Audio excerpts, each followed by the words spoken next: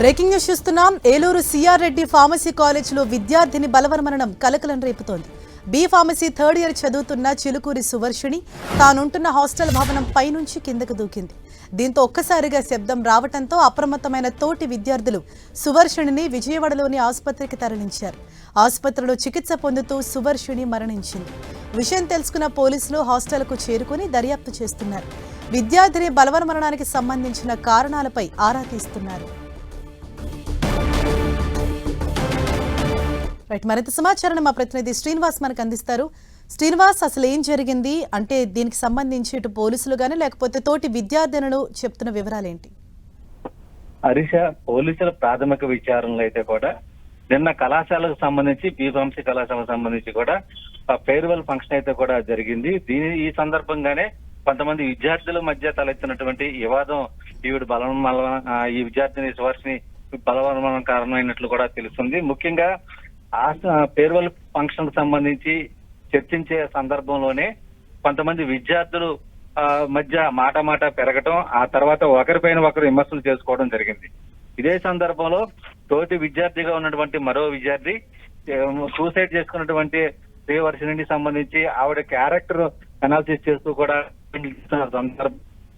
అంతేకాకుండా ఈ విషయాన్ని తల్లిదండ్రులు కూడా చెప్పిన పరిస్థితి ఉంది. ఈ నేపథ్యంలోనే అటు సువర్షిణి తల్లిదండ్రులంతా కూడా ఎవరైతే మృతురాలికి సంబంధించి ఆమె పైన క్యారెక్టర్ అనాలిసిస్ తో కామెంట్లు చేశారో అతన్ని ప్రశ్నించడం జరిగింది. అయితే ఆయన తల్లిదండ్రులకు కూడా మృతురాలి పైన సంబంధించి కూడా అనేక ఆరోపణలు చేసి నిజ నిజాలు తెలుస్తాయి, ఆ వాస్తవాలు చూపెడతానంటూ కూడా వాళ్ళకు కూడా చెప్పిన సందర్భంలో మృతి చెందినటువంటి విద్యార్థిని తల్లిదండ్రులు కూడా ఈవిడ్ని తన కూతుర్ని మందలించడం జరిగింది.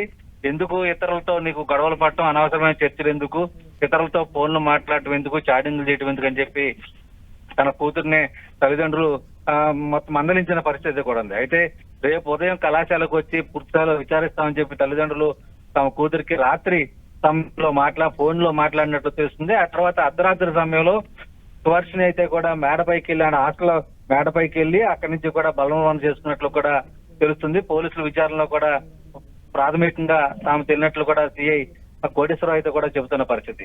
ముఖ్యంగా దీనికి సంబంధించి కూడా పూర్తి స్థాయిలో అన్ని కోణాల్లో కూడా విచారణ జరుపుతున్నాము. విద్యార్థినికి సంబంధించిన ఫోన్ ని పోలీసులు స్వాధీనం చేసుకోవడం జరిగింది. ఇదే సందర్భంలో నిన్న కళాశాలలో ఎటువంటి ఘర్షణ జరిగినాయి, లేకపోతే ఎటువంటి మనస్పర్ధలు వచ్చాయి, ఎటువంటి వివాదం జరిగిందనే దాని మీద కూడా పూర్తి స్థాయిలో విచారిస్తున్నారు. ఇదే సందర్భంలో అంటే కేసు నమోదు చేసినటువంటి పోలీసులు తల్లిదండ్రులు ఇచ్చిన ఫిర్యాదు మేరకు కూడా అంటే తన కూతురు సంబంధించి కొంతమంది కావాలని టార్గెట్ చేసి ఈ విధంగా చనిపోవడానికి కారణమయ్యారనేది కూడా తల్లిదండ్రులు ఆరోపిస్తున్న పరిస్థితి. ఈ నేపథ్యంలోనే పోలీసులు పూర్తి స్థాయిలో విచారిస్తున్నారు. ప్రస్తుతం కళాశాల వద్ద జరిగినటువంటి పరిణామాలపై తోటి విద్యార్థులంతా కూడా పోలీసులు తల్లిదండ్రులు విచారిస్తున్నారు. థాంక్యూ శ్రీనివాస్.